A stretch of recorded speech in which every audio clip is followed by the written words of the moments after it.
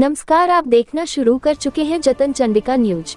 मैं आपकी होस्ट मौली राठौर। आइए देखते हैं मुठभेड़ पर भूपेश बघेल का बयान दुर्भाग्यजनक। गृह मंत्री विजय शर्मा। विपक्ष को मीडिया से चर्चा के दौरान डिप्टी सीएम एवं गृह मंत्री ने दिया करारा जवाब। पूर्व मुख्यमंत्री भूपेश बघेल के फर्जी एनकाउंटर वाले बयान पर उप मुख्यमंत्री विजय शर्मा ने तीखा पलटवार किया है। भूपेश बघेल का बयान दुर्भाग्यजनक है। माओवादी संगठन ने अपने पत्र में भी 50 नक्सलियों से मारे जाने की बात कबूली है। भूपेश बघेल को अपने बयान पर जवानों से माफी मांगना चाहिए। अगर माफी नहीं मांगते हैं तो जनता इसका जवाब देगी। उप मुख्यमंत्री विजय शर्मा ने कहा कि आज तक की सबसे बड़ी सफलता सुरक्षा बलों को मिली है। इसके लिए जवानों को मैं बधाई देता हूं। नक्सलियों के मांद में घुसकर नक्सलियों में सर्जिकल स्ट्राइक जैसा किया है।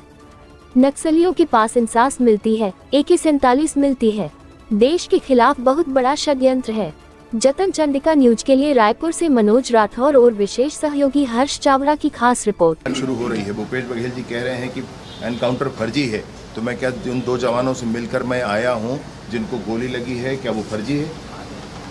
मैं कहना चाहता हूं कि ये वर्दीधारी सारे के सारे 29 के 29 वर्दीधारी थे। क्या ये गलत है? उनके पास से SLR, इंसास, AK-47, 303 राइफल्स ये सब मिले हैं, तो क्या ये गलत है? इस तरह का भ्रम फैलाने की कोशिश पूरे समाज में ये बहुत गलत है। आपने अपने कार्यकाल में 250 सड़कें बनाने के लिए कभी ध्यान नहीं दिया, 90 से अधिक पुल पुलिया बनाने के लिए ध्यान नहीं दिया, कभी ऑपरेशंस के लिए ध्यान नहीं दिया। और जब भाजपा के कार्यकर्ताओं की हत्या होती रही, अन्य लोगों की हत्या होती रही, तो घड़ियाली आंसू बहाते रहे आप। आज आप इस तरह की बात कर रहे हैं, ये बहुत दुर्भाग्यजनक है। ये बिल्कुल ऐसे नहीं होना चाहिए, ये बहुत गलत है। और हर बार अब इस बात को सख्ती के साथ ही किया जाएगा। जब हत्याएं होती हैं तब कहाँ होते हैं ये लोग? तब क्यों नहीं बात करते हैं? आज फिर से इस तरीके की बात कर रहे हैं। मैं अगर जाऊँगा तो फिर बात दूर तक जाएगी। क्या क्या उनके परिवार में लोगों ने कहा है, ये सब दुनिया जानती है। ये दुर्भाग्यजनक है, बहुत दुखद है। वो प्रदेश के मुख्यमंत्री रहे हैं, उनको कम से कम ऐसे नहीं कहना चाहिए। और जिस तरीके से राहुल गांधी जी ने पहले यहीं बिलासपुर में कहा था झीरम के संदर्भ में, जिस तरीके से भूपेश बघेल जी ने कहा कि झीरम के सबूत तो मेरे जेब में रखे हैं, तो आज तक जेब ही में रखे हैं, वो निकालते क्यों नहीं? सर, जवानों के अपमान को नहीं सहा जाएगा।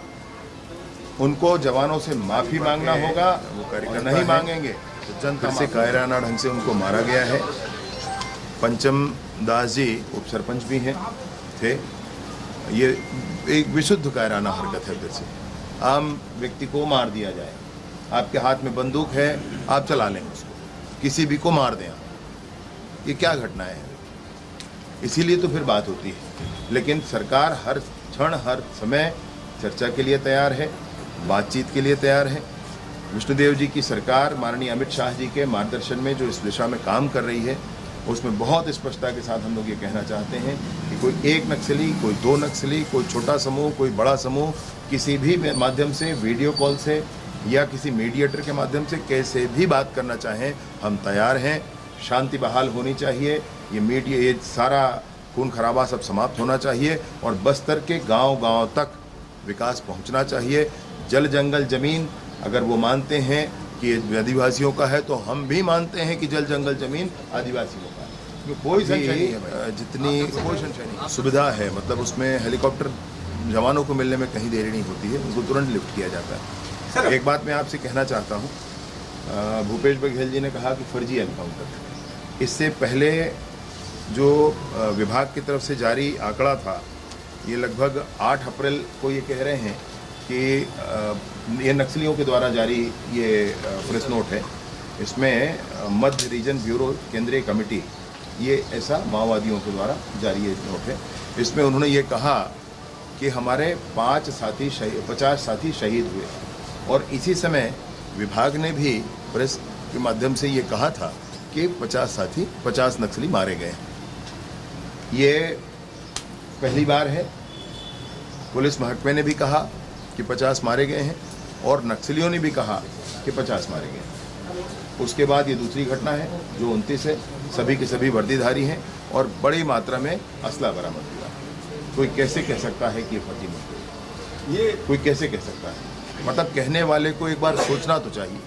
जवानों ने अपने जान की बाजी लगाकर जिस काम को किया है, आप उनका अपमान करेंगे, ये दुर्भाग्यजनक है। ये आने वाले दिनों में चुनाव होने वाले हैं, वोटिंग होने वाली है बस्तर में। इन सारी बातों के साथ मैं बिल्कुल ये बात कहना चाहता हूँ कि कल जो हुआ है वो नक्सलियों के मांद में घुस करके सर्जिकल स्ट्राइक की तरह जवानों ने किया है।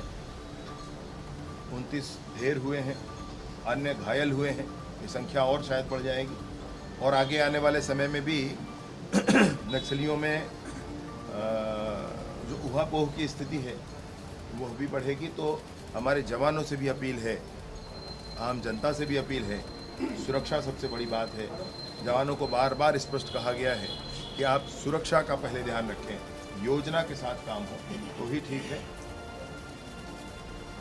जवानों के लिए मैं बार बार ये कहना चाहता हूँ कि उनकी सुरक्षा यही सबसे और पिछली बार भी मिला था, तो इन दोनों से ऐसा नहीं लगता कि कहीं बाहरी ताकतों का भी इसमें इन्वॉल्वमेंट है?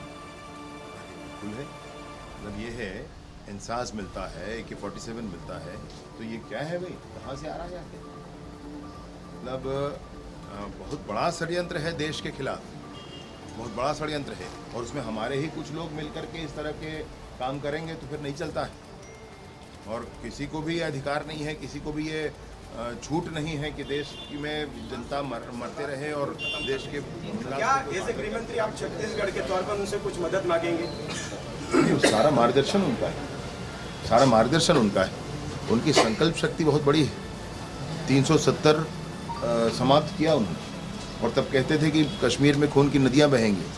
अभी रात को 9 से 12 पिक्चर देखने लोग जा रहे हैं श्रीनगर में।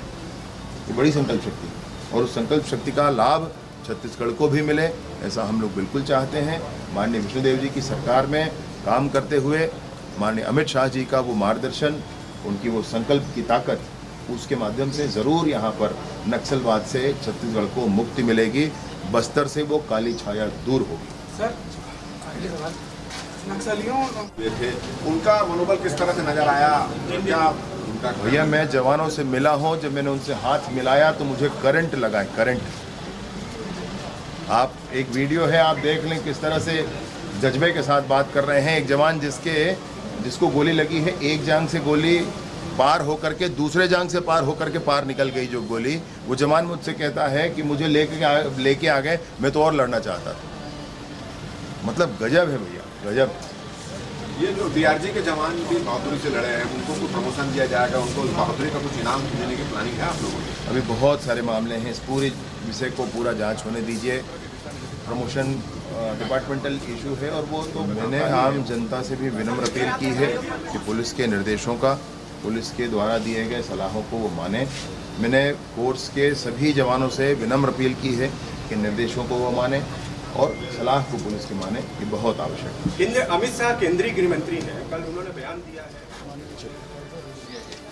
जतन चंडिका की लगातार सही और सटीक खबरें देखने के लिए जतन चंडिका न्यूज़ को सब्सक्राइब, लाइक, कमेंट एवं शेयर करना ना भूलें और बेल आइकॉन बटन दबाना ना भूलें। लगातार जतन चंडिका आपके